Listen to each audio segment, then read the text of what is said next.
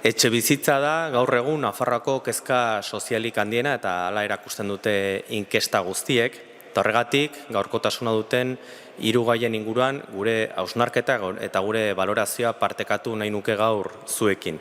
Batetik etxe bizitza kolaboratiboen foru legearen inguruan, bestetik tentsiopeko guneetan onartu berri diren plan espezifikoak ere baloratuko ditugu, eta azkenik tentsiopeko guneetako lehen 6 hilabeteetan egon diren datuen balorazio ere egingo dugu. Lehenengo gaiari buruz, etxe bizitza kolaboratiboen foru legearen aurre proiektua onartu berri da, oraindik ere oso hasierako fasean dago, baina esan behar dugu positiboki baloratzen dugula, hain zuzen ere, marko juridiko hori beharrezkoa delako.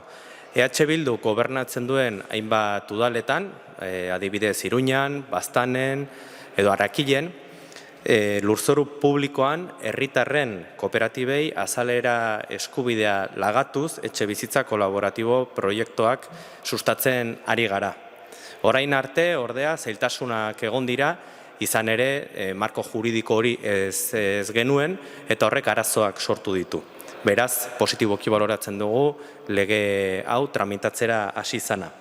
Eta badakigu lege honek bakarrik ez duela etxe bizitzaren egoera konponduko, baina iruditzen zaigu norabide zuzenean doala. Askotan esan izan dugu etxe bizitzaren egoera konpontzeko neurri asko behar direla eta denboran sostengatuan, eta iruditzen zaigu neurri honek ere etxe bizitza eskuragarriaren norabidean aurrera pauso bat dela.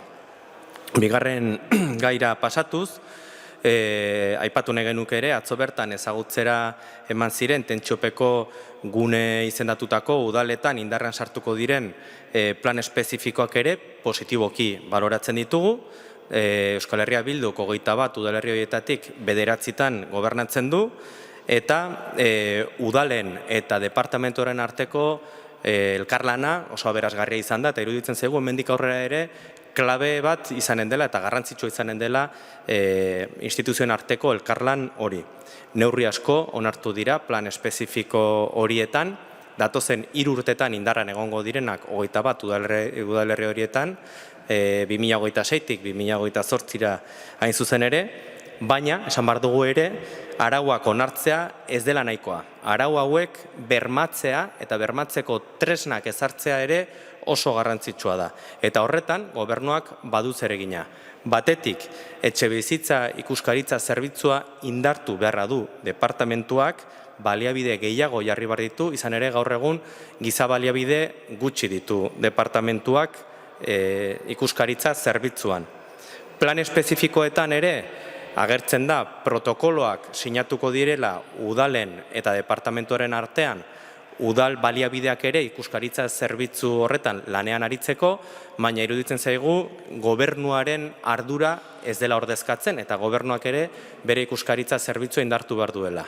2026ko aurrekontuetarako EH Bildu gobernuarekin sinatutako akordioan ere ezartzen da konpromezu hori, gobernuak indartu behar duela ikuskaritza zerbitzu hori, baina zakigu momentuz ia pausorik eman duen eta iruditzen zaigu ambizioz indartu beharreko ikuskaritza zerbitzu bat dela, herritarren eskubideak bermatu behar direlako. Bigarrenik, urtero etxe bizitza ikuskaritza kanpainak egin beharko liratekela iruditzen zaigu, eta ondoren txostenak publikatu beharko liratekela ematen duten emaitzekin, azken finean kontu emate publikoa eta gardentasunaren alde. Eta urrian, parlamentu honetan bertan, PSN-ren mozio batean, Euskal Herria Bilduk emendakin bat aurkeztu zuen hau bera proposatuz, eta hori ere onartu izan zen, beraz, uste dugu hau ere gobernuak egin beharreko kontu bat dela. Eta hirugarrenik, bereziki tentsiopeko guneetan, aldi baterako alokairu kontratuen igoera eta iruzur posibleak ekiditeko ikuskaritza kanpaina bereziak egin beharko lirateke, eta hau lotuko dut hirugarren eta azken gaiarekin, dela gaur kontseilariak tentsiopeko gunetan lehen 6 hilabetetan eman diren emaitzen balorazioa egin digu, hemen guk ere balorazio positibo egiten dugu, izan ere alokairuen prezioak behera egin dute, bestetik eskaintza ez da erori, eskuinak iragarri duen bezala, askotan iragarri duen bezala, baina esan behar dugu ere zurtziaz jokatu behar dela. Lehen 6 hilabeteak bakarrik pasatu dira eta egiturazko aldaketak denbora behar dute. Ziur gaude ere, beste momentu batzuetan, agian datuak ez direla horren onak izango, eta gu beti ere perspektibaz jokatuko dugu. Datu hauek ongi aztertuta ere esan beharra dugu bi gauzak kezkatzen gaituela. Batetik, aldi baterako alokairu kontratuen hazkundeak, Nafarroan, 5%tik 11%ra igo dira 2024tik 2025era, eta Iruñako datuak kontutan hartuta oraindik ere hazkunde handiago izan da. 5,3tik 14,3ra igo delako, ia hirukoiztu egin da. Gogora dezagun, Katalunian, neurri hauek indarrean jarri zirenean, urte batean 40%, 45% artean igo zela kontratu mota hau, azken finean dela iruzur egiteko modu bat. Nafarroan zorionez ez dugu honelako daturik oraingoz, baina aurre egin behar diogu honeri, eta horregatik esaten genuen tresnak behar ditugula hau ez konsolidatzeko edo ez garatzeko. Bigarrenik, kezkatzen gaituena da lurralde arrakala. Tentsiopeko gunetan, batez besteko errenta, 2,5 hazi da 2024 eta 2025 artean, eta landa eremuan berriz 5,8 igo da bikoitza, baino gehiago.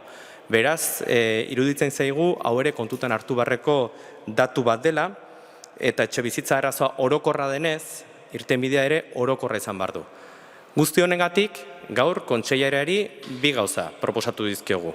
Alde batetik, etxebizitzaren ikuskaritza zerbitzua indartzea eskatu diogu, herritarren eskubideak bermatu behar direlako, eta ez da nahikoa arauak onartzarekin, arau horiek bermatu behar dira iruzurra ekiditeko, eta bigarrena da, Tentsiopeko gunen deklarazioa Nafarroa osora zabaltzea eskatzen dugula, egitura arazo bati, egiturazko irtenbidea eman behar zaiolako.